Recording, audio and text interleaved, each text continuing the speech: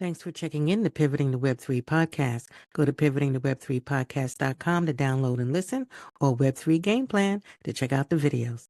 Thank you. Good morning, good afternoon, good evening. Welcome, welcome, welcome. Well, don't we have a treat today with Richard Blank?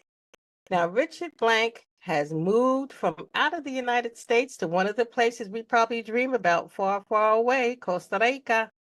And he has Costa Rica's call center, and he is the CEO.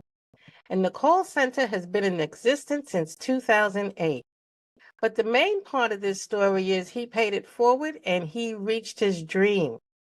And with everything happening, moving abroad at 27 from Philadelphia and starting a company from scratch in Costa Rica, a vision and a quest and a journey that has been happy with the smile on his face with everything that he has successfully achieved and shared. And I want to share it with my audience. I have him here today because it was a different story. There's technology involved, there's AI involved, but there's empathy also involved. And we haven't talked about that much when we talk about technology on Pivoting to Web3 podcast. So I thought this would be a treat and a special guest. Welcome, Richard Blank, Costa Rica's call center. Richard, say hello to your audience and ours. And how are you doing today? And really give us the ins and outs on what's happening in Costa Rica and in your world. So happy to be with you today, Donna. Thank you so much for having me as your guest. I love your show. I have so much to share, and I know we're going to have a great time today. Yeah, we are. I'm glad to have you here. So tell us, now that you're here on Pivoting to Web3 podcast, I mean, I remember going through your background. You've got pinball machines, gamification, telemarketing, conflict management, interpersonal skills. You've got it all. You have employee motivation, but more importantly, you also are in the technology space. Can you give us a little bit of background on who you are and how you got there? Tell us your story, if you will. Of course, Donna. I'm a long shot from Northeast Philadelphia. Had a following in family footsteps of Harvard Law, Columbia Business, and Washington and Lee undergrad. I decided when I graduated the proud Abington to go to the University of Arizona and be a Spanish major so I could be marketable, be versatile. I could be the only one out of my friends that could put "Se habla español" on their business card. Okay. Little did I know, at 27 years old, I was given a 1 in a million opportunity to move to Costa Rica for a couple months to work at my friend's center. Well, a couple months turned into 4 years. I learned the call center business from the inside out, not at sea level. And then when I was in my mid-30s, I decided to throw my hat in the ring and test the waters. Little did I know that my run would continue to almost 17 years, grown to 150 seats. Wow. My wife and I actually built a business in a very competitive industry. And so, yeah, I collect pinball machines. I think it's great. Recess was the best class, and it's a wonderful place for my agents to try a machine they'll never see in their entire life and to bond with each other. Because when your best friend is there, you might want to stay longer. So the call center, when you talk about the call center, what actually does your call center handle? What kind of services, what kind of business does the call center do? It's a great question. Well, we're not like Hollywood. I don't do sports books, casinos, stocks, pharmacies, or sweepstakes. Okay. It's a strict Catholic country. We want to make sure all the campaigns are clean. So I work with companies in the United States and Canada. We work with inbound customer support, back office support. We also do sales, appointment setting, lead generation, hot lead transfer. And so we have a wonderful, and you know this personally, onboarding process, structure with QA, a certain sort of supervision we have, predictive dialers, which really helps you gather that much faster. And those that have built up this skill, especially in a second language, hats off to them. It really bears the mark of higher education, those that are bilingual. They have the cognitive skills, the structure and discipline, and I'm not taking any credit. I'm just polishing a little bit more of what they have. In what sense? Well, we focus on grammar. I love the thesaurus so I can expand their vocabulary. I don't want them to be lazy in speech. They should be very attentive and take copious notes. Engagement, really focusing on transitional sentences and tie downs and knowing when to say, Donna, makes sense, right? All the things like that. But my favorite, and you know this, is the positive escalation. Before I get transferred to Donna, I have to tell Judy she's amazing and she's the greatest. And so when I do get the pass the pitch and transfer, I'm paying the compliment to you before even introducing myself. So it drops any defense from about a 10 to a 2.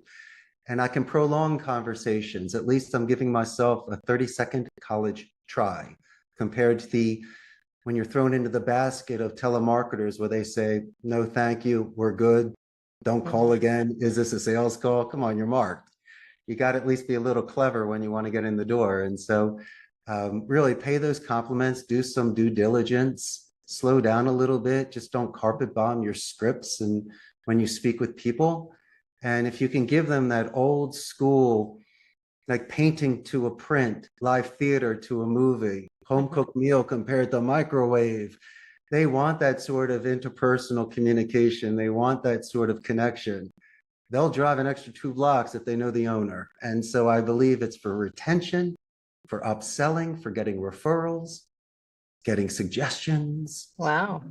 So it really sounds like your call center is the impressions of excellence, that you are definitely going to make the moments of magic, not only with your employees, but also with your clientele, your partners, your strategic alliances, and some of the other employees, whether they're internal or external customers. So if I'm listening to you correctly, you've included everything from the soft skills to communicating appropriately, anticipating needs, being able to diffuse a conversation, product knowledge, and really making sure someone is able to really interact at all levels with a human being. So now my question to you is, with all of this AI, all this technology taking place with Web3 and DeFi and decentralization, when you look at what's happening in AI, either in the United States or other countries, do you see any real impact? Has it impacted your call center? I'm curious on what do you think about AI in that space of call centers and customer interaction and engagement and lead traffic? Yes, well, I don't fear the buggy whip or the steam engine. I know where this is going. AI is incredible for gathering. What a wonderful way through omni-channel non-voice that they can get information through chat, email, or texting. Saves a lot of time. You can fill out forms, drop downs, fantastic. But let's use a football analogy. Let them bring it to the 10. And then Donna and I are going to run the ball into the end zone. Because AI can never, ever duplicate, replace, or even try to extend empathy between 2 human beings. Don't tell me you know how I feel if my puppy ran away or what it feels like if I break an arm. That's not fair. It's not right. It's a very cold metal bench. It's functional, but it's not what you want for that time. And so for me, it may reduce my staff, but it also will increase certain performances. Like for an example, think about it like this. People used to manual dial, and I used to do 400 calls a day. I could do it without even looking. And then you could do smart dial or click to dial, on your WhatsApp or Skype or another sort of program. Fine, that at least increased the productivity and reduced the fatigue and misdial. Now we have predictive dialers. So you could load, for an example, 4,000 unique numbers per agent per month on a 5-minute talk time. You load that up and you could have 2 to 6 lines going at one time as long as they're in ready status, they're speaking to somebody. If you are not worked up to that, you're going to get exhausted. But if you can handle that, the production is through the roof, and it's really a great way to, disposition a call. You can clean lists faster. You can do callbacks. So I thought that was a wonderful assistance to us. I mean, we really got distance on it, and we made a lot more money off of it, and it became very cost effective when people are doing open source dialers or just packages. If you wanted to join certain programs, they included their telecom, so you could do great. And then QA is very interesting for our call centers. And we have the luxury, and it's one of the few industries, in my opinion, that really analyze their people. It's not like at Old Navy, they're watching the people on the floor and studying their calls. They're not, they're on the floor. It's retail. And so with us, besides humans doing the QA, now AI is doing it. And that's fine. This is what we pay them to do, to qualify leads, to ask the questions, use their rebuttals, fill out the forms. But I think AI is going to miss the catch of the empathy or the thing we have in common in regards to me loving dogs, or my family's from New York, or there's certain things, Donna, that you and I have in common that you just can't have with a computer. It just doesn't work that way. And that's, I don't see AI getting on your podcast.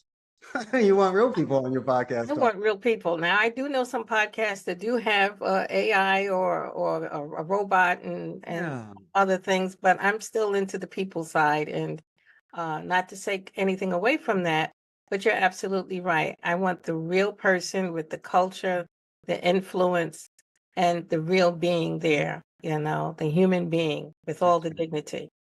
So you're getting robocalls, right? And we're just bad IVR. I try to stay out of that lane. But like everyone else, yes, it does happen. Let me ask you, Sure. with your employees and the calls that are coming in, how do you actually measure the quality of the call? How is that happening today? I'm not sure what to call it now. Back in the day, you had to actually monitor each call. Sure. And then after a couple of decades, then they came out with telephony, and that would kind of give you the quality of the call.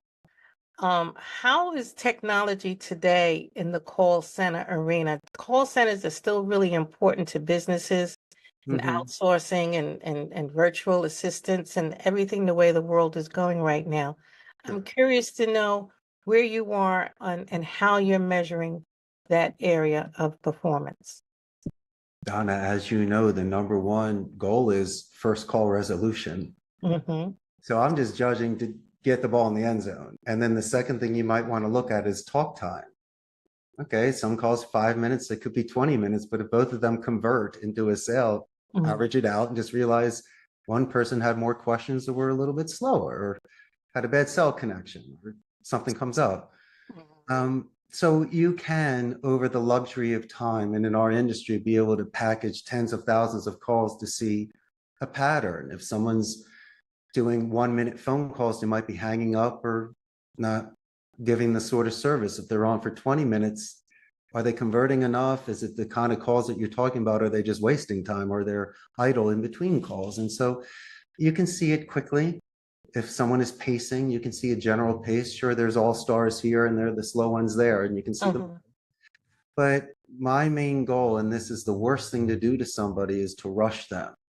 Because that first call resolution, if somebody wants to vent, if they want to cry, scream, if they want to use profanity, not at you, they get one warning. But if they curse this way because they're stressed, curse all you want, Donna. And then I'm going to say, you finished? You're like, yes, Richard, you sure, Donna? Okay, then we can continue. And so it's very nice that way. So the morale of the agent stays high, so they can jump at the clouds. They don't carry the weight. And as I say, it's an art of speech. We're in such a beautiful luxury trade. That's why I'm excited over it. Some people see it as monotonous. I do not, because as I'm mentioning, more people are texting today. They get 1,000 texts, they get 100 emails, they might get one voicemail. Let me be the voicemail. I'll leave you a great message, so at least you'll listen to it. I'll sell some sizzle, and I'll keep people fresh in between calls so they don't ice out.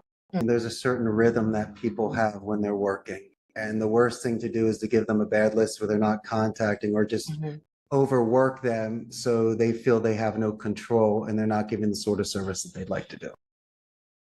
Thank you for that. And with the call centers, Yes. I'm assuming they're still in teams, or you have teams for performance. Yes. But when handling the overall call center today, what changes are you seeing with all the advances in technology? And what concerns you going forward if there's something you're not seeing that you wish you were? So sweet and the sour. COVID was that pushed it a little bit faster. I was very fortunate to survive COVID because I had the ability to have virtual agents. It wasn't brick and mortar. So through a VPN and through my computers, they can still work. Might not be as comfortable or the most ideal conditions, but it worked. And then what happened? Came the norm. The majority of the people today want to be virtual. And that's okay. I mean, they have the metrics, they have the background, they'll work with you, but you lose that synergy, camaraderie. Donna, I'd be feeding off of your energy, high-fiving you. Come on, we're having the best day, best friends. And so you lose that. And I think people feel isolated, but they're used to that. When I go downstairs, and we still have a fraction of our people here, about 70, but when I go downstairs in the lunchroom, you could have 3 full tables of people, 4 each, but they're all staring at their phones. They're not even talking to each other. And so we're Generation X. We see things differently. We used to chit chat, and so they don't. Well, who am I to change them? This is this generation. And so if they are used to that non-contact, even within the proxemics of somebody else, then that's just who they are. But we try to utilize your video chats and our internal chats and just try to do certain things that people want to do to, feel that sort of bonding. But, technology is a blessing and a curse at the same time. But it's good for me because while I expand, I don't need to look for additional real estate. I can keep a comfy pace here. Just in case something happens at their home, they can jump on a turnkey station. But, secondly, they're messing with the internet redundancy, the backup electricity and immediate IT support. So there isn't that sort of uptime 100%. There could be an interruption from time to time, depending on how far away they live from corporate. But on the flip side, some people want to come here. They want to get out of their house. They want to hang out. They want to feel productive somewhere else. And so I'd like to offer both. But I tell you what, the majority of the resumes that come in, they want hybrid or purely virtual. And it's almost like someone that doesn't want to be your friend. Well, I was really about to ask that because in my mind, I'm thinking of the old call centers. Yeah. Hundreds, thousands in those call centers. It was the management that was remote, and we may have had our laptops and everything at home and can work either way. So in today's world, you did mention you have 70 there, and then the others are virtual, so it's more hybrid. Yes. As you bring in employees, and I'm sure you have plans for attrition and retention and progression and advancement. That's right. How do you monitor or evaluate employees in today's world like that? That's one of my key questions. How does one in your position get the motivation there or get someone to feel like they are advancing and learning and still teaching? What tools do you utilize? What's in your toolbox? I guess that's my question. What's in your toolbox? What is in the toolbox? Well, once again, it's that sort of individual attention that we give them here. So they at least have their dignity, would know their name. But what about 3 preventative measures before even having to get there?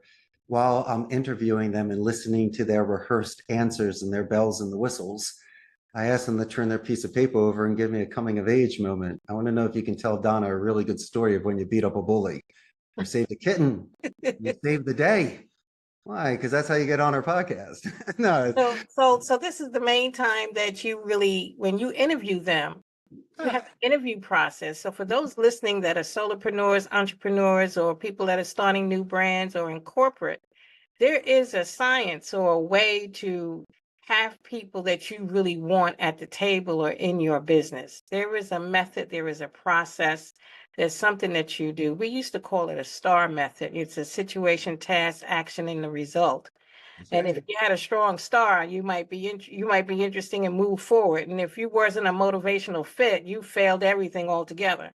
So is that process still taking place today, or have you your own underwriting formula when you bring in employees? I think that's something that would be helpful to the audience as they learn how to manage the different levers of technology, business, branding, PR, and there's so much one has to do, and you've been very successful at it. Can you share some insights?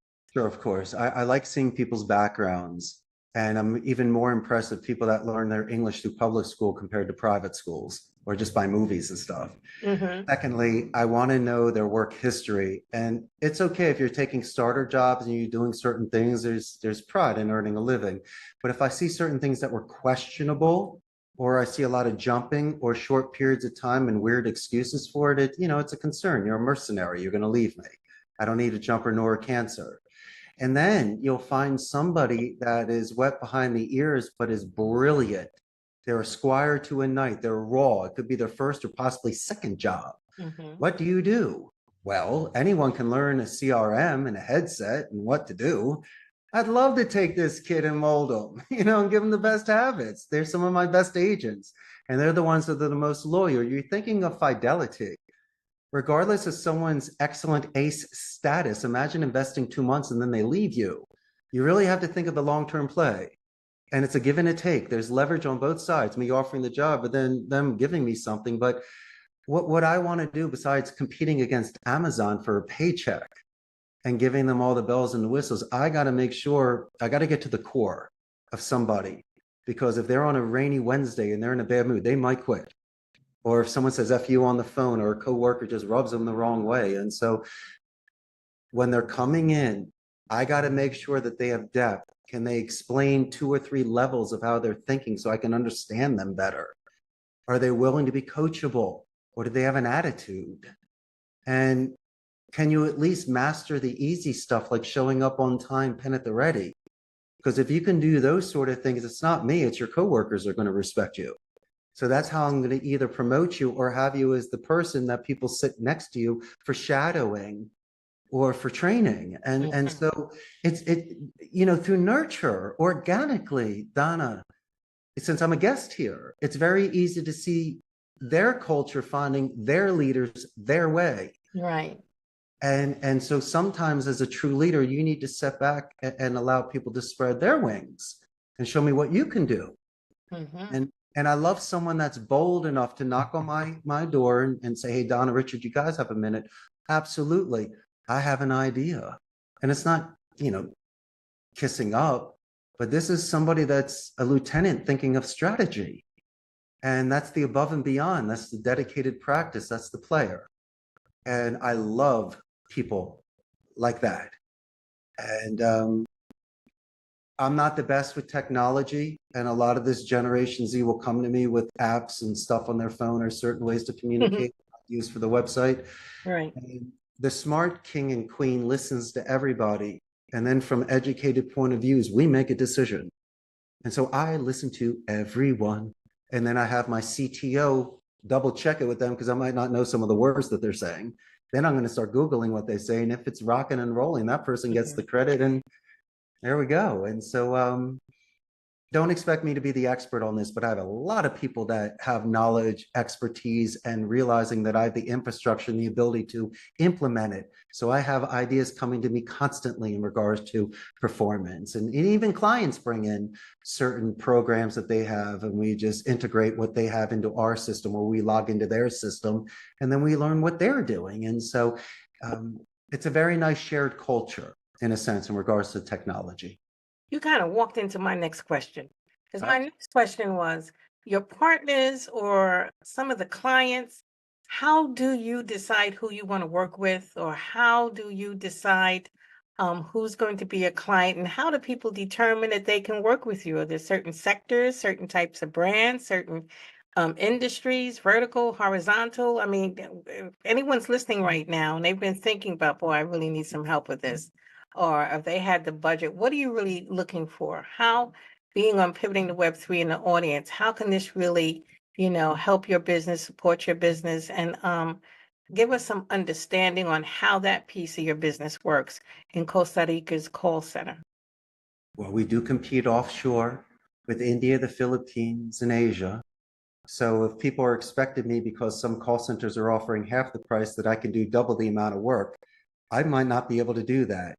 But through merit, and if it's a certain thing where I can offset that price through performance, then it does make sense to work with me. So if somebody calls me and the first question they have is, what's your price? I'm going to go $100 an hour. And they're going, no, it's not.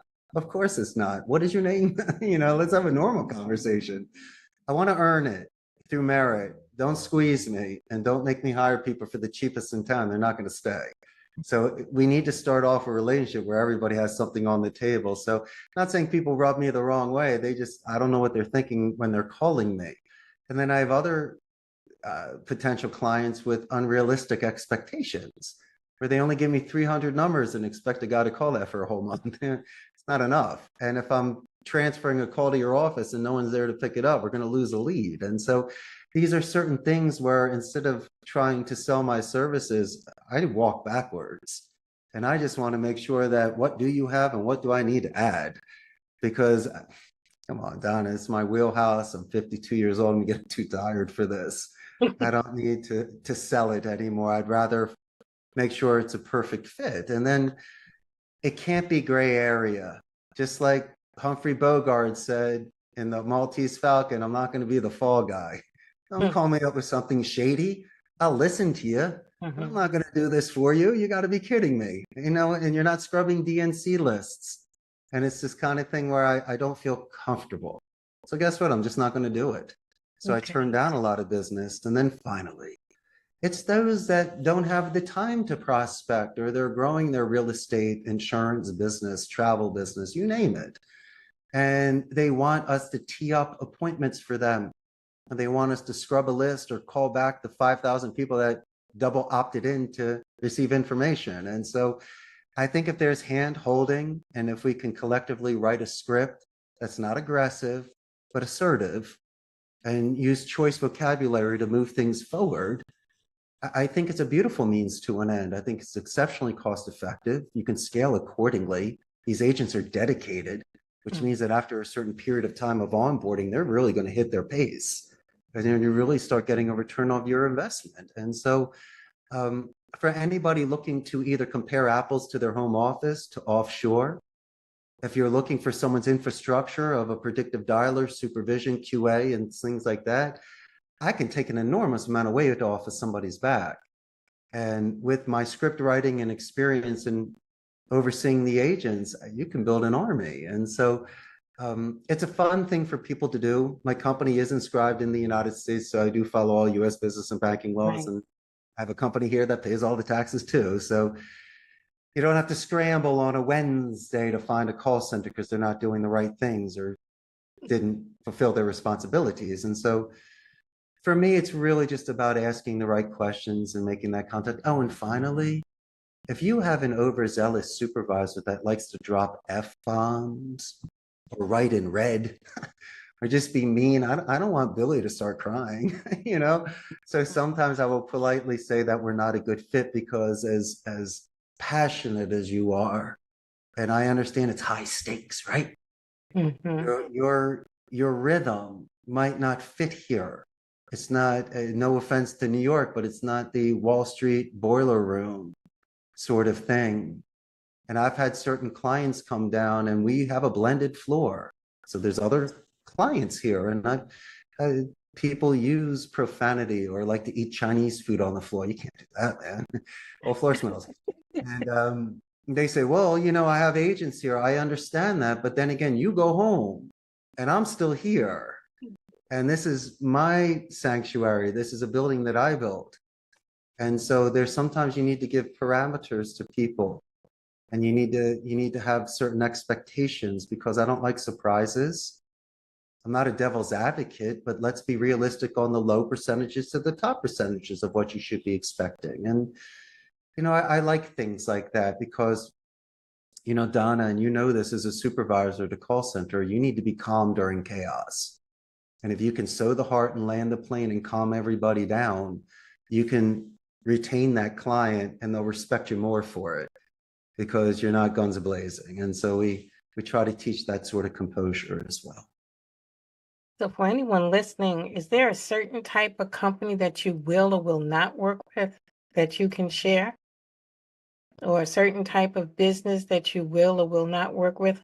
Hey, let me rephrase that. Yeah. If someone has a business and they don't know if they have enough volume, what are the parameters? Is that an appropriate question? If you have some medium-sized businesses or some small businesses that are just ramping up, how do they know when they need a call center, they need support? And you would welcome a call from them. Well, let me first answer your question on which ones I wouldn't take. I wouldn't take a campaign that I couldn't understand. If somebody asked me to hire Chinese speakers and there were a few in Costa Rica, I couldn't do it because if some guy's rogue on the phone and starts saying bad things, I just wouldn't want to do it. Remember Corey Feldman in the Goonies when he was teasing the maid about all the dead bodies in the attic? I can't have that at the call center, so I didn't want that.